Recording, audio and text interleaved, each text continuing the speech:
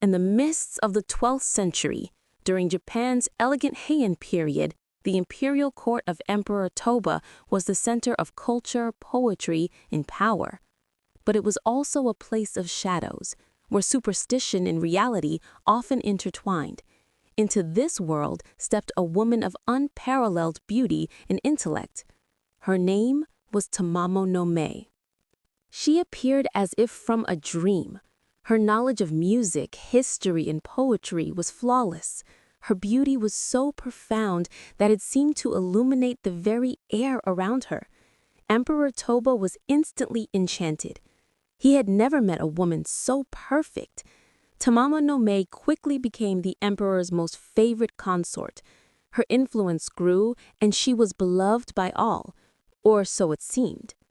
The emperor spent every waking moment with her, hanging on her every word, captivated by her charm.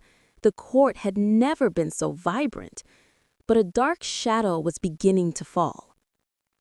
Suddenly, the emperor fell gravely ill. A mysterious sickness drained the life from him day by day. The best physicians in the land were summoned, but their remedies were useless. As the emperor weakened, a sense of dread filled the palace. Desperate, the court officials summoned the most renowned onmyoji, a master of cosmology and divination, Abe no Yasunari.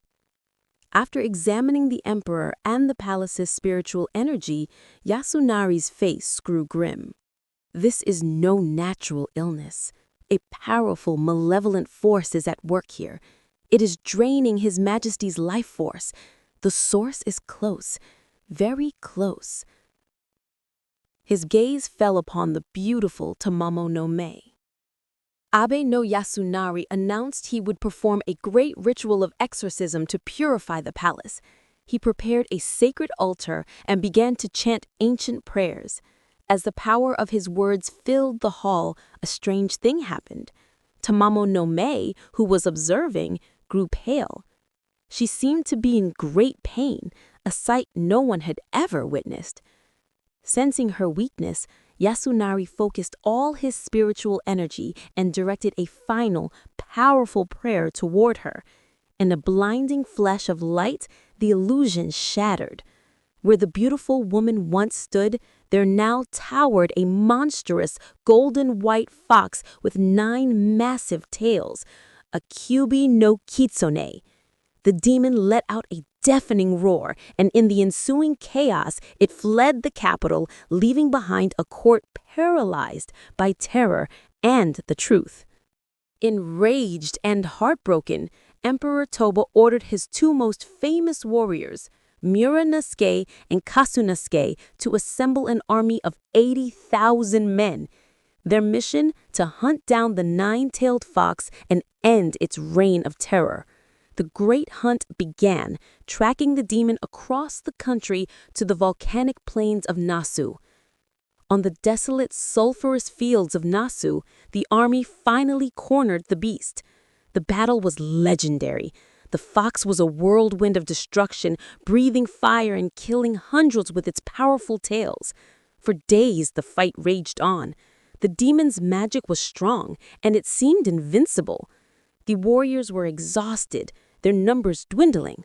But Muranosuke, through a combination of strategy and prayer, finally found an opening. He drew his bow, knocked a specially consecrated arrow, and with a mighty shout, let it fly. The sacred arrow found its mark, piercing the demon's heart. With a final, soul-shattering scream that echoed across the plains, the 9-tailed fox collapsed. But its malice did not die. As its life faded, its body transformed, turning into a great black volcanic rock. From this rock, a poisonous gas perpetually spewed forth, instantly killing any living thing that came near it. The great fox was gone, but its curse remained. The stone became known as the Sessho-seki, the killing stone. For centuries, its poison plagued the land, a final, eternal act of vengeance. It was only much later that a wandering Buddhist monk, Gen no Shinsho, performed a ceremony to appease the tormented spirit within. He struck the rock, shattering it, and finally brought peace to the spirit of Tamamo-no-Mae. Yet fragments of the stone are said to have scattered across Japan, a lingering reminder of the beautiful woman who was secretly a demon and the terrifying power she once wielded.